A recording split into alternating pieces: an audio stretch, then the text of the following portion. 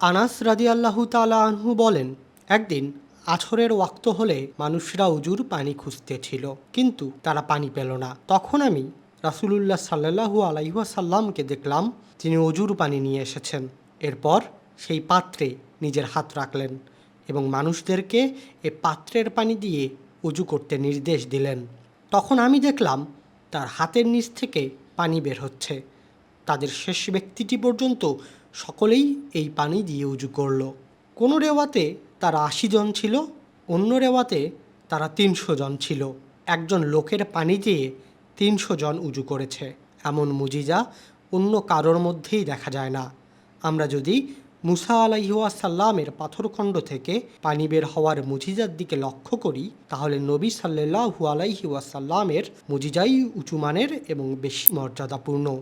কেননা পাথরখণ্ড থেকে পানি বের হওয়ার চেয়ে আঙ্গুল থেকে পানি বের হওয়া বেশি আশ্চর্যজনক।